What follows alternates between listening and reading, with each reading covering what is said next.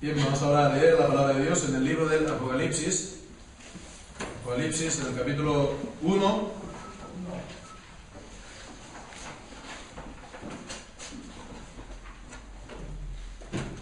A partir del versículo 4.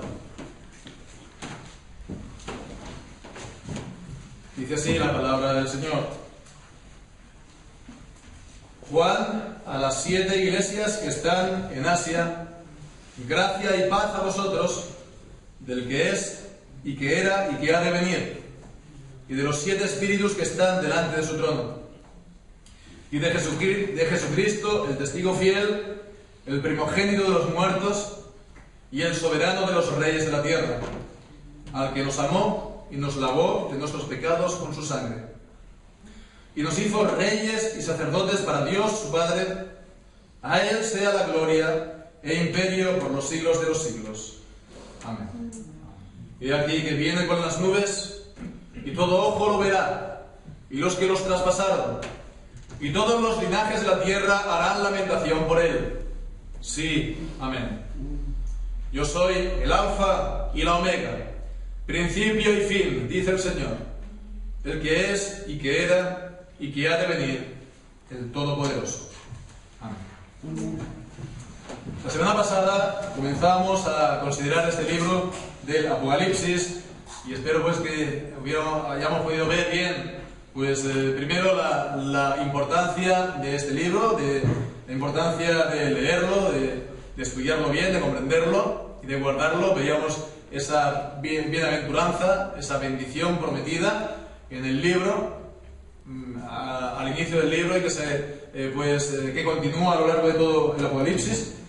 Así como también ver algunos principios, básicos, fundamentales para interpretar el libro, que en ocasiones puede resultar difícil, pero que hay que recordar estos principios, sobre todo que es una visión, que es una profecía, que es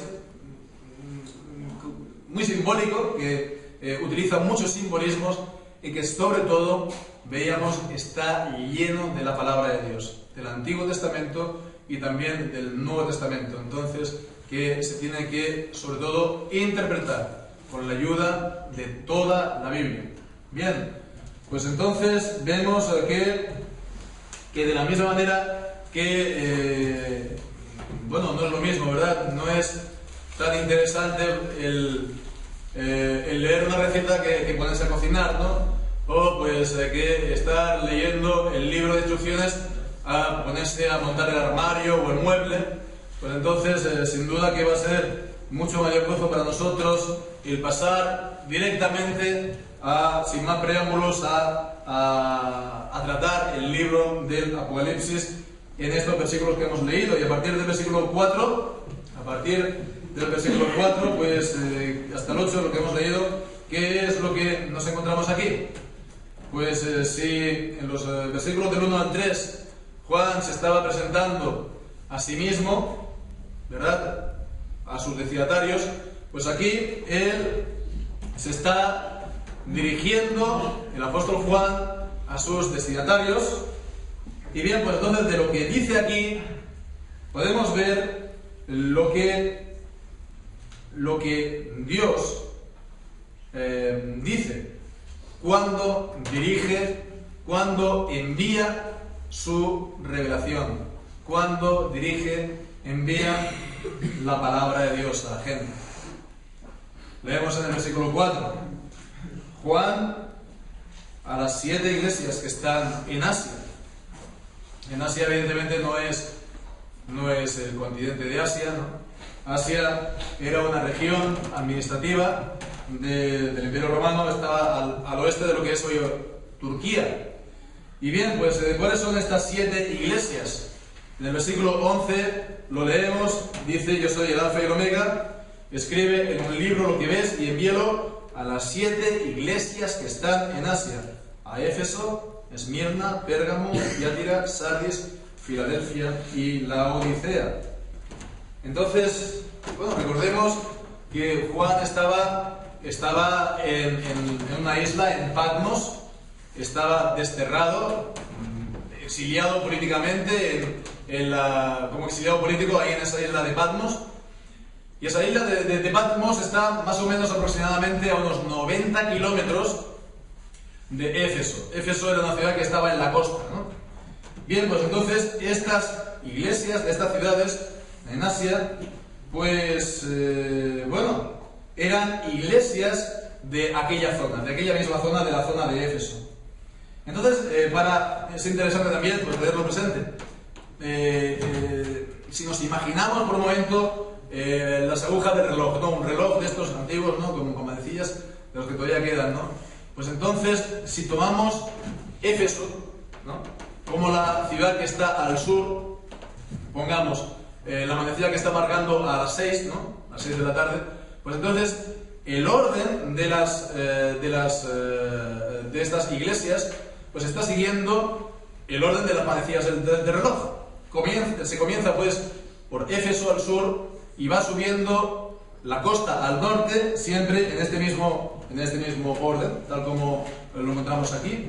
Pues primero Éfeso, después dice Esmirna, ¿no? Después más al norte y también en la costa está pues Pérgamo, y después el resto, las 4 restantes están al interior, siempre en el sentido de del reloj. Entonces pongamos que la siguiente sería Tiátira, sería a las 12, ¿no? Tiátira estaría al norte, al interior, y seguía bajando Sardis, Filadelfia y Laodicea. Entonces vemos que formaban toda una zona, podríamos decir una zona, una región eclesiástica, ¿no? Una región eclesiástica que, bueno, pues podemos preguntarnos qué eran las únicas iglesias que había en aquella zona.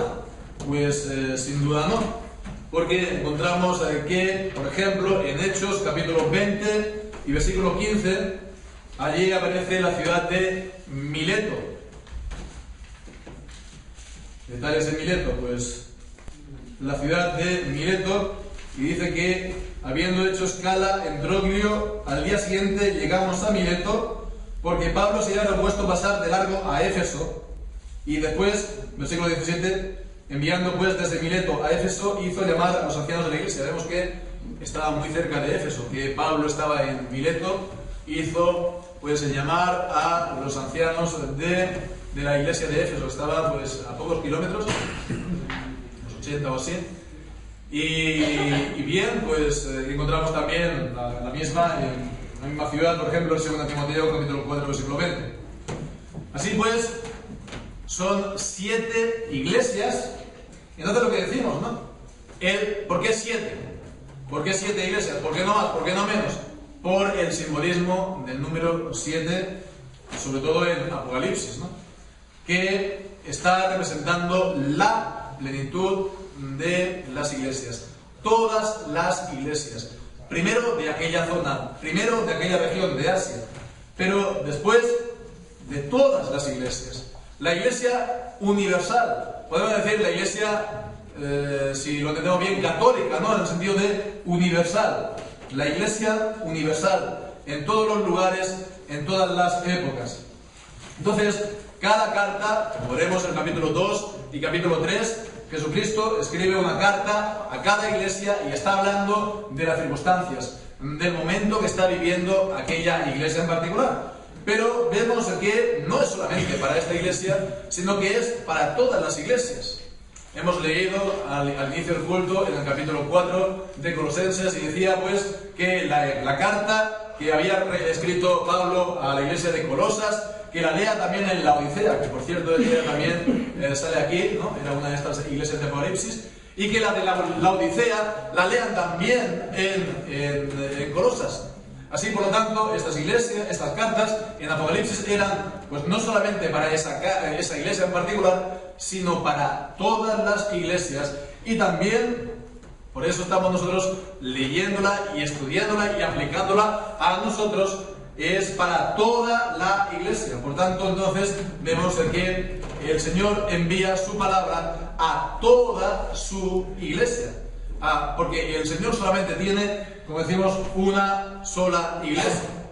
Sí, está pues formado por las congregaciones locales, pero todas estas son o deberían ser una sola iglesia. ¿Por qué? Pues porque a todas ellas el Señor les envía igualmente su palabra, y como dice Efesios, en capítulo 4, tenemos un solo Señor, tenemos pues una sola palabra, etcétera, etcétera, etcétera. Es la misma palabra, es la misma verdad para todos, y es sobre todo el mismo Señor del pueblo, de la iglesia. Entonces, esto es lo primero que dice en el versículo 4, y a continuación, ¿qué es lo que nos encontramos aquí? Pues nos encontramos con la bendición, una bendición apostólica. Dice: gracia y paz a vosotros. Gracia y paz a vosotros es una expresión, una frase que nos tiene que sonar, ¿no? Porque aparece 11 veces. 11 veces en las cartas de los apóstoles, 10 veces en las cartas de Pablo, en todas las cartas de Pablo, menos 1 Timoteo, 2 y Tito, ¿no? Entonces están en todas las cartas de Pablo. Bueno, también está Hebreos, pero ahí no aparece Hebreos. Y después está Primera de Pedro. Entonces, en total son en 11 cartas que, bueno, puede ser un saludo de los apóstoles, Pablo, Pedro, una bendición, por tanto, una bendición apostólica. Esto confirma lo que decíamos la semana pasada, que Apocalipsis es un libro escrito por el apóstol, también el apóstol Juan. Y bien, pues entonces dice gracia y paz. Gracia, lo sabemos todos, es el favor inmerecido de Dios. Es el favor inmerecido de Dios que brota de su amor y de su misericordia, no de lo bueno o no de los santos que somos, sino vemos, es de su gracia, de ahí su nombre, ¿no?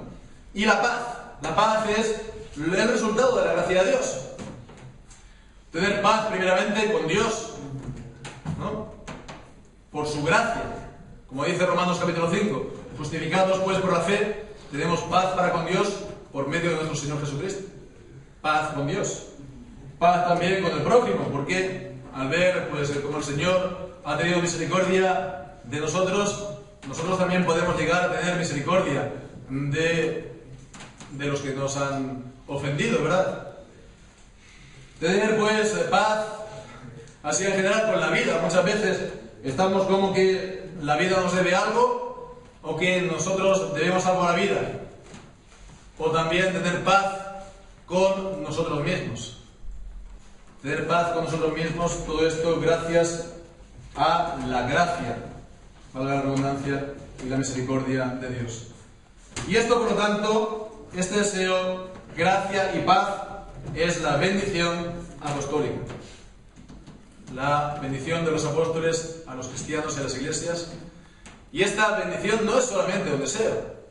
Esta bendición, la bendición en la Biblia, no es solamente un deseo que se puede cumplir sí o que se puede cumplir no. En la Biblia, pues la bendición es algo muy importante. Hemos estado, por ejemplo, también leyendo en Génesis capítulo 9 la bendición que dio Noé a sus hijos, ¿no? A Sem, Cam y Jafet. Y también la maldición pues, que dio a Cam, ¿no? Y que realmente eso se cumplió.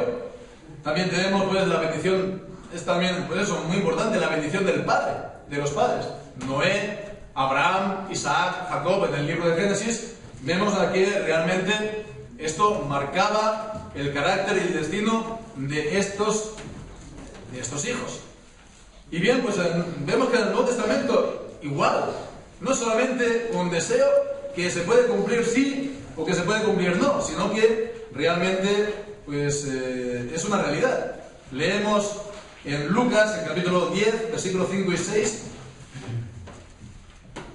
cuando el Señor Jesús envía a sus discípulos, dice: en cualquier casa donde entréis, primeramente decid, paz sea a esta casa.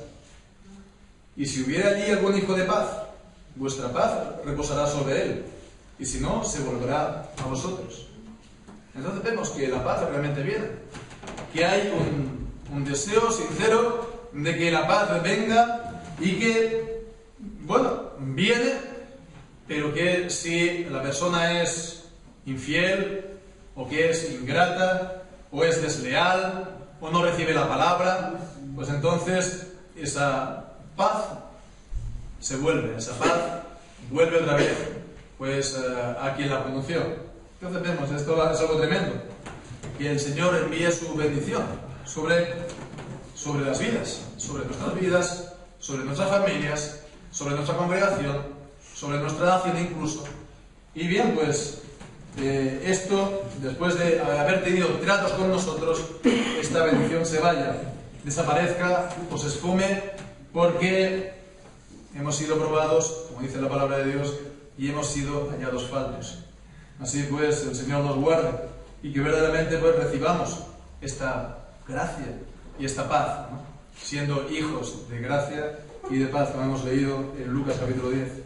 Pero volviendo un poco ahora, otra vez al punto de la bendición, aquí en Apocalipsis, vemos que lo que sigue también en este texto nos está enseñando más acerca de esa bendición, la verdadera naturaleza de la bendición. En todas las bendiciones apostólicas, en las cartas, dice: gracia y paz a vosotros, de Dios nuestro Padre y del Señor Jesucristo. De Dios nuestro Padre y del Señor Jesucristo. Entonces esto nos recuerda aquí una cosa que es importante. No puede parecer evidente u obvia, pero también es importante. La bendición procede de Dios. La bendición procede de Dios. Esto es algo que muchas veces se olvida en el mundo. Los hombres se creen que pueden tener bendición pues por sí mismos. Es decir, bendición, una vida plena, una vida dichosa, plenamente dichosa, estar verdaderamente pues eso, con bendición en la vida, pues por sus propios esfuerzos, no por sus propias capacidades, por su propia formación, por lo que sea, por su propia rectitud, por su propia honestidad, por lo que sea. Pero la Biblia nos dice que la bendición solamente proviene del Señor. Si no tenemos esa bendición, no vamos a conseguir nada.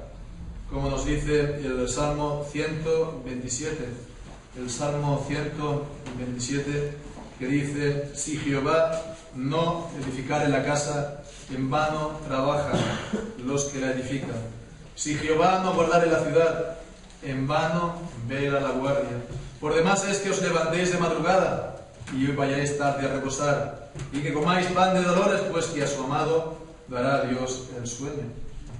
Entonces vemos que no es la bendición algo que podemos traer nosotros a nuestras vidas por nosotros mismos, sino del Señor.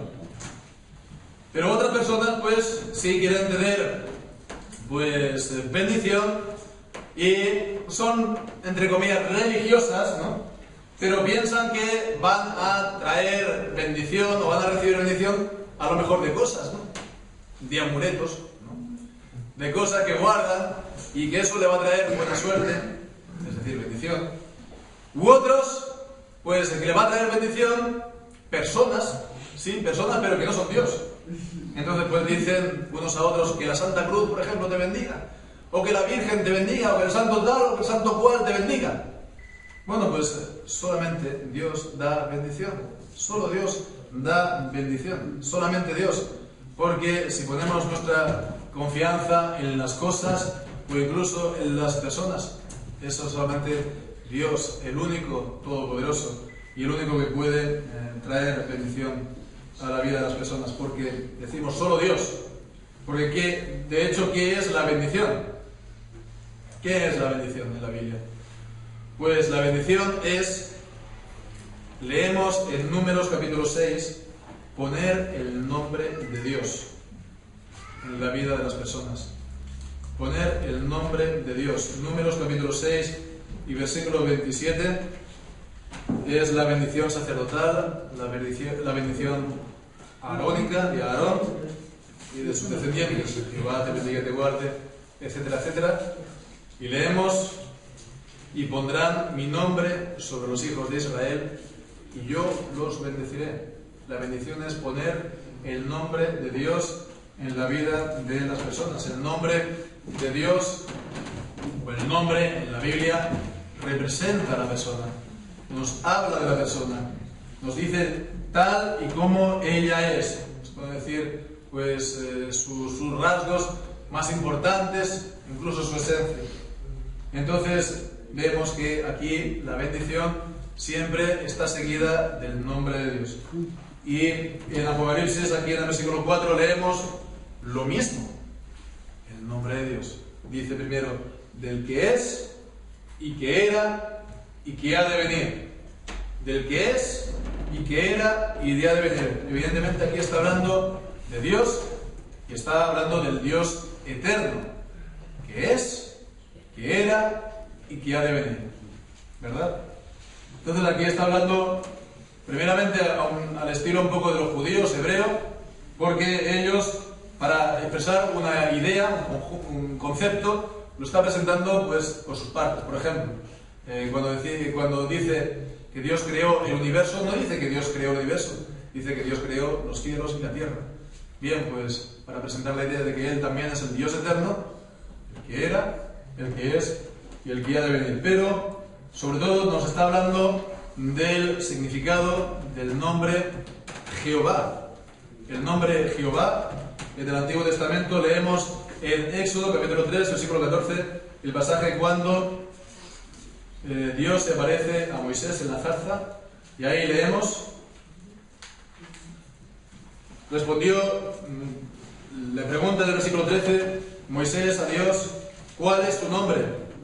Si ellos me preguntaren cuál es su nombre, ¿qué les responderé? Y respondió Dios a Moisés, yo soy el que soy. Y dijo, así dirás a los hijos de Israel, yo soy, me envió a vosotros.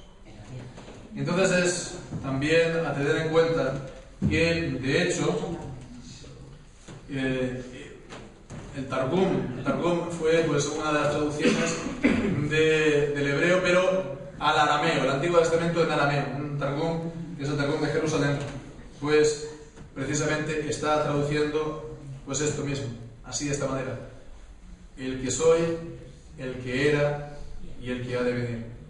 Entonces vemos que aquí en Apocalipsis está tomando esto y lo está refiriéndose a Dios.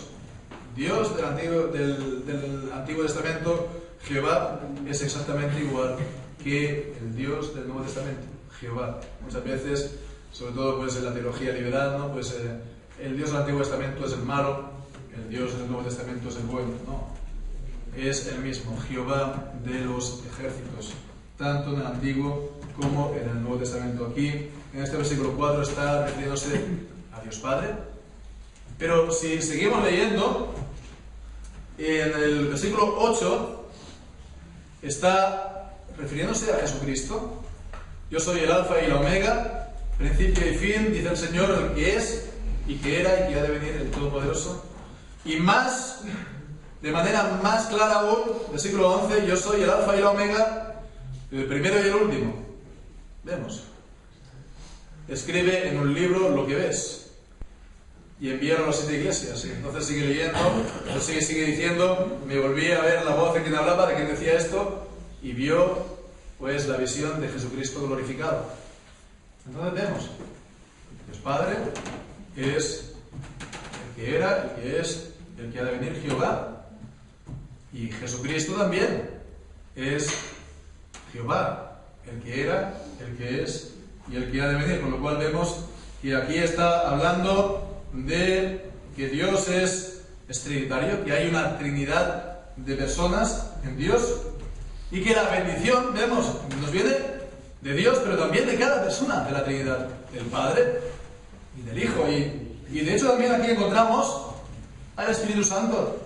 Leemos a continuación de los 7 espíritus que están delante de su trono. No conviene pensar aquí pues que estos espíritus sean ángeles o algo parecido, porque vemos a qué es la bendición del Padre, y después vemos a continuación en el versículo 5 de Jesucristo, del Hijo. Así pues es el Padre, el Hijo y el Espíritu Santo. ¿Por qué otra vez está hablando de 7 espíritus? Pues lo que decíamos, vamos a ver la palabra, a traducir esto o interpretarlo por la palabra, el capítulo 5, versículo 6. Aquí está hablando de los 7 cuernos, que el cordero como inmolado tenía 7 cuernos y 7 ojos, los cuales son los 7 espíritus de Dios enviados por toda la tierra. Podemos leer también ahora en Zacarías capítulo 4, versículo 10. Zacarías, capítulo 4 y versículo 10.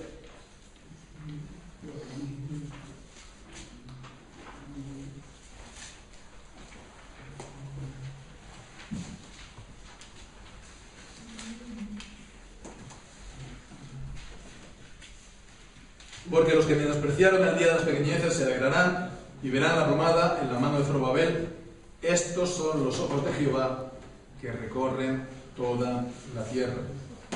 Entonces vemos que está tomando esta expresión también del Antiguo Testamento, y aquí está hablando de estos 7 espíritus que están delante del trono de Dios. Entonces, ¿es que son 7 Espíritus Santos? No, es solo uno. Pero se está aplicando otra vez el simbolismo de 7, el simbolismo de la perfección y de la plenitud. El Espíritu Santo es la perfección, la plenitud también. De Él recibimos la plenitud de gracia. Él en Cristo estaba habitando toda la plenitud de la divinidad, capítulo 1 de Colosenses. En Cristo recibimos gracia sobre gracia de Él. Él es plenitud de gracia. Pero aquí está hablando entonces del Espíritu Santo, de su plenitud en su soberanía, porque está hablando de que estaban delante del trono de Dios, de la plenitud de su soberanía. El Espíritu Santo es plenamente soberano también en el gobierno de los cielos y la tierra, del universo, de todo lo creado. Entonces no es un Dios menos poderoso, no, es el mismo Dios, que Dios Padre y Dios Hijo, y es igualmente soberano y es igualmente todopoderoso, y participa por lo tanto soberanamente en el gobierno de todo el mundo. Entonces tenemos aquí a Dios Padre, a Dios Espíritu Santo, y como decíamos ahora, a Dios Hijo en el versículo 5.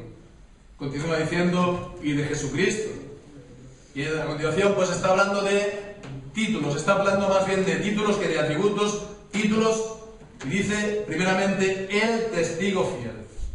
El testigo fiel, y hemos de ver aquí sobre todo una referencia a la profecía de Isaías capítulo 55, versículo 4. Isaías 55, versículo 4, leemos allí.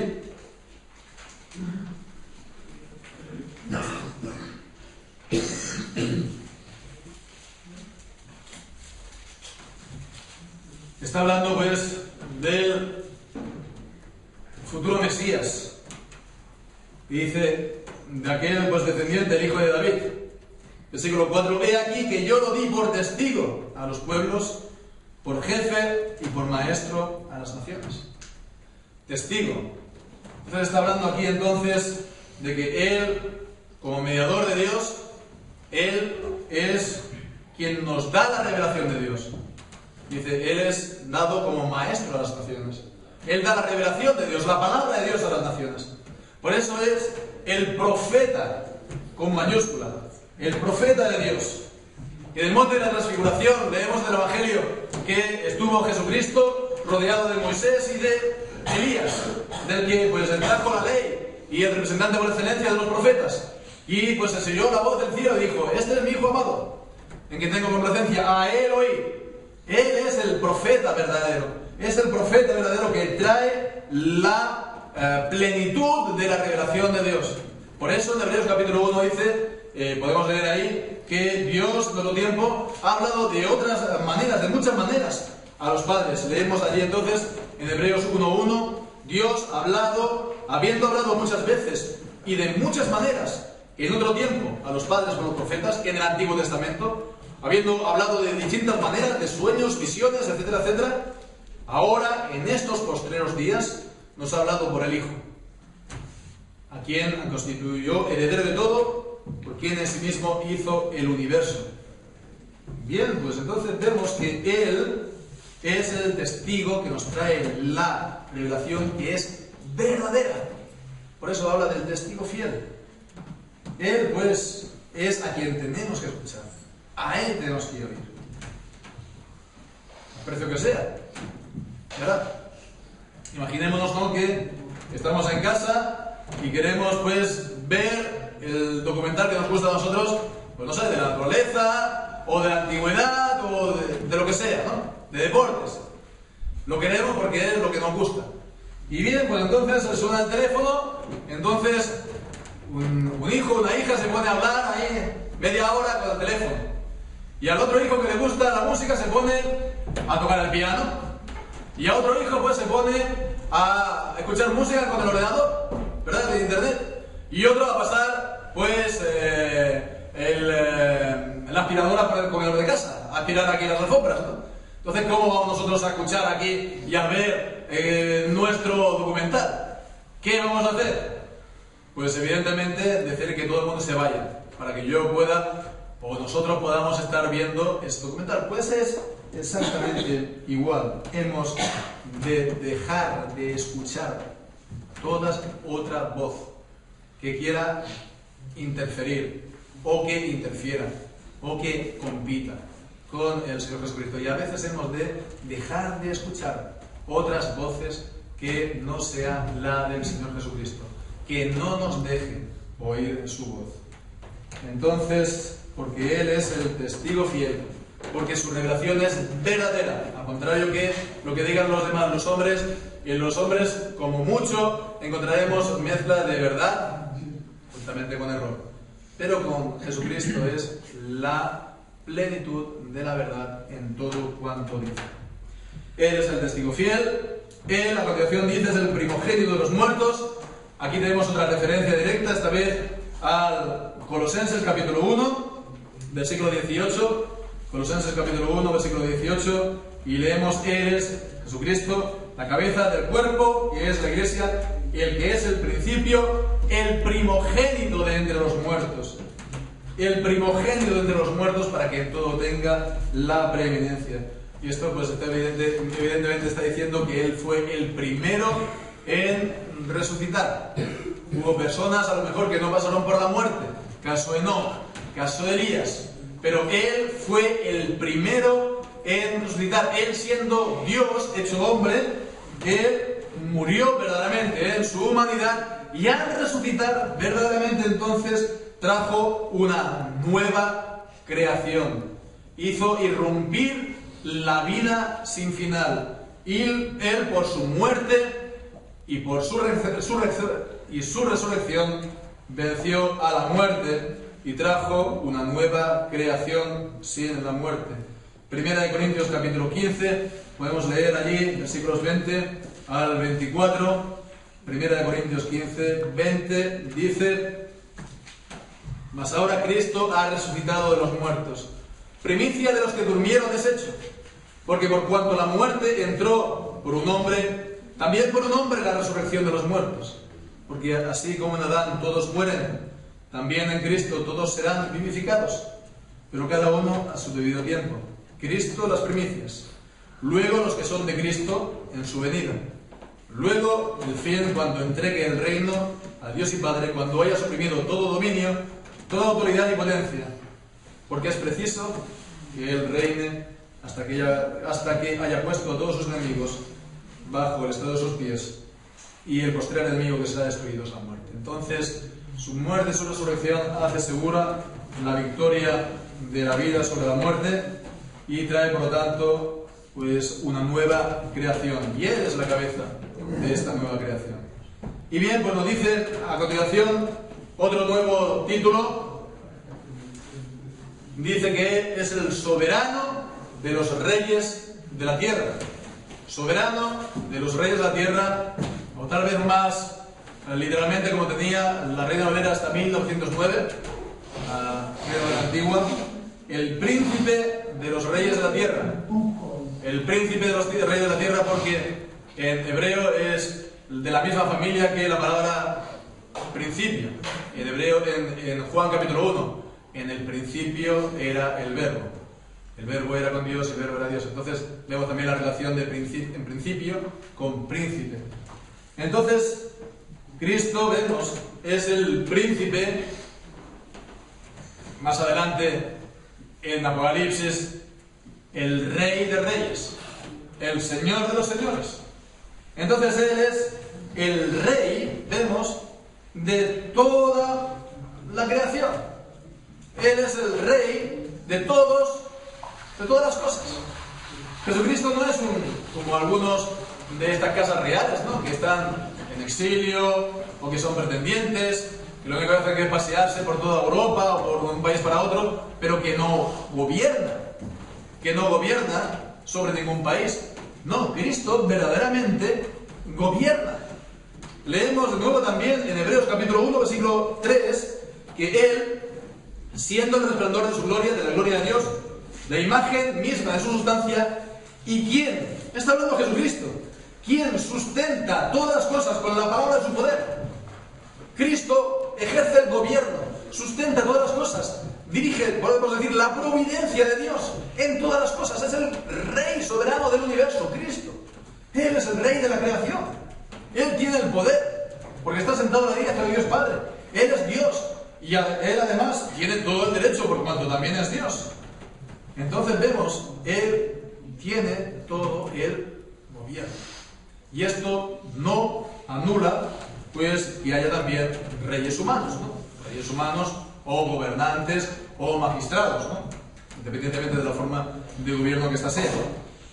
Entonces, estos gobernantes humanos han de ser, según la palabra de Dios, sus ministros, sus intermediarios. Y esto no solamente en el Antiguo Testamento, también en el Nuevo Testamento. Romanos capítulo 13, versículo del 1 en adelante dice: sométase toda persona a las autoridades superiores, porque no hay autoridad sino de parte de Dios, y las que hay por Dios han sido establecidas.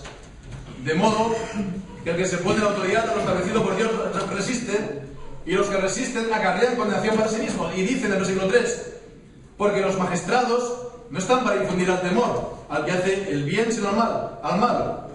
¿Quieres, pues, no temer la autoridad? Haz lo bueno y tendrás alabanza de ella, porque es servidor o ministro de Dios para tu bien.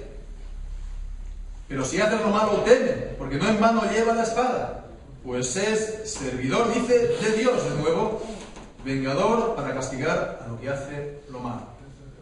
Ministro para ejecutar la ira. Es ministro, ¿sí?, según la palabra de Dios.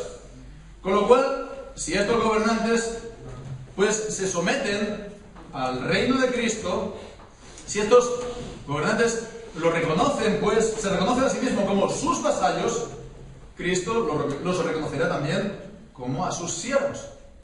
Si ellos, pues, no lo hacen, si ellos se sublevan, tal como dice el Salmo número 2, pues corren también un grave peligro.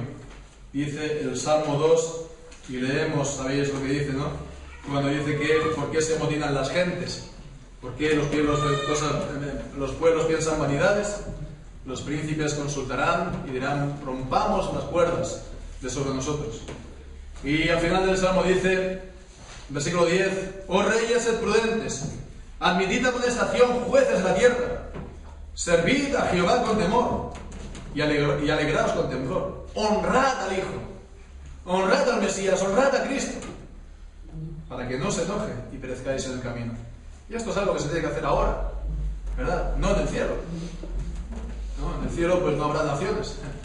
Es ahora que los gobernantes, los reyes, los jueces han de honrar al Hijo, no sea que se enoje y perezcáis en el camino, pues se inflama de pronto su ira. Y en fin, este es uno de los temas de los que trata el Apocalipsis, precisamente, ya lo veremos. Sé que precisamente hoy no es que esté esto pues muy, podemos decir, muy en boga, muy de moda, el hablar de Cristo como Rey de Reyes, Señor de Señores, de esta manera. Y esto ya no estoy hablando del mundo, sino incluso en nuestras iglesias, ¿no? Los teólogos liberales o las iglesias liberales, ¿no? Pues sí, pero prefieren hablar de un Cristo solamente humano, ¿no? El que anduvo pues por Galilea, ¿no? Y que como mucho pues nos dio el sermón del monte, porque tampoco creen en los milagros. O los pentecostales, pues sí, van a decir, los pentecostales van a estar cantando Rey de Reyes y Señor de Señores, pero sin estar pensando en lo que esto significa, que Él ha de gobernar sobre los reyes y sobre los señores. Así pues, Él es el que reina sobre cielos y tierra, ha de gobernar, digamos, de derecho, ¿no? Es decir, que los reyes se les sometan voluntariamente, los reyes o los gobernantes, voluntariamente, por supuesto, sin coerción, sin ser forzados, sino pues de mutua, de su propia voluntad. Y esto, como decía, es uno de los principales mensajes también del Apocalipsis. En capítulo 21 y al final del Apocalipsis podemos ver ahí en el versículo 24: las naciones que hubieran sido salvas andarán a la luz de ella, de la gloria de Cristo, y los reyes de la tierra traerán su gloria y honor a ella. Versículo 26: y llevarán la gloria y la honra de las naciones a ella. Bueno, ya lo iremos viendo, ya llegaremos a este punto, pero en fin, nos quedamos ya ahora simplemente con las palabras de conclusión de estos versículos. Esta doxología que nos encontramos ahora a continuación: al que nos amó y nos lavó de sus pecados con su sangre, por lo tanto, a Jesucristo. Es la primera doxología en el Nuevo Testamento, a Jesucristo directamente. Las otras está pues a Dios, ¿no? Entonces, una vez más se está confirmando por otra parte la divinidad de Jesucristo, negado por aquellos que dicen que son sus testigos, los testigos de Jehová, y que vemos que aquí también se está viendo que el nombre Jehová es tanto del Padre como del Hijo, cosa que ellos también niegan. Pero bueno, el caso es que nos dice en el versículo 5: al que nos amó y nos lavó de nuestros pecados con su sangre, como nos dice 1 Juan capítulo 1: si confesamos nuestros pecados, Él es fiel y justo para perdonar nuestros pecados, y la sangre de Jesucristo, su Hijo, nos lava de toda iniquidad, nos lava de todos nuestros pecados. Bien, nos lavó Jesucristo de nuestros pecados con su sangre, con su sacrificio, que no fue solamente un ejemplo de amor al mundo, del amor infinito de Dios. Fue un sacrificio expiatorio. Él derramó su sangre para que los pecados puedan ser perdonados al haber sido castigados en una víctima inocente que no ha pecado. Por eso, esa sangre del Señor Jesucristo, que en la Biblia tiene un valor incalculable, puede borrar los pecados de todos aquellos que sinceramente arrepentidos vayan a Dios pidiendo perdón. Entonces, esto es lo que Jesucristo hizo. Y Él también dice, nos hizo reyes y sacerdotes para Dios. Y estas son promesas que vienen de lejos. En Éxodo capítulo 19, versículo 6, allí vemos que le está prometiendo a Israel: vosotros me seréis un reino de sacerdotes y gente santa. Y también pues encontramos esto en el Nuevo Testamento en 1 de Pedro capítulo 2, versículos 5 y 7, y 5 y 9, cuando dice: vosotros como piedras vivas sed edificados como casa espiritual, sacerdocio santo, para ofrecer sacrificios espirituales aceptables a Dios por medio de Jesucristo. Y también versículo 9 dice: sois real sacerdocio, nación santa. Somos reyes y sacerdotes. Jesucristo fue el testigo fiel, el profeta celestial, pero como mediador también es el ungido para ser el rey y para ser el sacerdote. Y nosotros, los cristianos, participamos de su unción, y de esa manera también somos reyes y somos sacerdotes. No sacerdotes en el sentido de que tenemos que expiar los pecados de los demás con nuestros sacrificios. El sacrificio del Señor Jesucristo es perfecto, no se tiene que añadir nada. Somos, como hemos leído en 1 de Pedro, sacerdotes porque presentamos sacrificios espirituales. Sacrificios espirituales, ¿qué es? Fruto de labios que confiesan su nombre. Leemos que dice: sacrificios espirituales aceptables a Dios por medio del Señor Jesucristo. Nuestras oraciones, son sacrificios espirituales que Dios acepta. Nuestras alabanzas son sacrificios espirituales que Dios acepta. Incluso también nuestra intercesión por los demás, nuestras oraciones por los demás, el Señor la acepta. No que pues el sacrificio de Jesucristo sea incompleto y lo tengamos que completar nosotros, no, es plenamente completo. Y nosotros pues somos reyes, aunque a través de persecuciones. Como Jesucristo era Dios hecho hombre y no tenía dónde recostar la cabeza, y no tenía pues, vivió en pobreza siendo él rico. Así, por lo tanto, nosotros de igual manera somos los reyes, pero estamos siguiendo el camino de Cristo, de su humillación y de su persecución. Bien, pues dice, a Él sea la gloria, a Él sea la gloria, aquel que nos amó y nos lavó de sus pecados y que nos ha hecho reyes y sacerdotes, a Él sea la gloria y el imperio por los siglos de los siglos. Y esta es entonces la cuestión. ¿Queremos dar entonces gloria a Jesucristo? Pues entonces no hemos de atribuirnos nuestra salvación en nada a nosotros mismos. No hemos de atribuirnos en nada, ¿verdad? En nada lo que nosotros hayamos hecho. No hemos de atribuirnos esto a nuestras fuerzas, o a nuestros méritos, o a nuestra santidad, o a lo bueno que somos, sino al que nos amó y entregó su vida para lavar nuestros pecados. Solamente hemos de atribuir nuestro perdón y nuestra salvación al Señor Jesucristo, y de esa manera se glorifica, se glorifica. Hemos de atribuir ese perdón y esa salvación solo a Cristo y poner nuestros ojos fijos solamente en Él. Versículo 7, he aquí que viene en las nubes, y todo ojo lo verá, y los que los traspasaron, y todos los linajes de la tierra harán lamentación por Él. Sí, amén. Sí, amén. Y aquí pues está también hablando de lo profetizado en Zacarías capítulo 12, versículo 10. Zacarías 12, 10.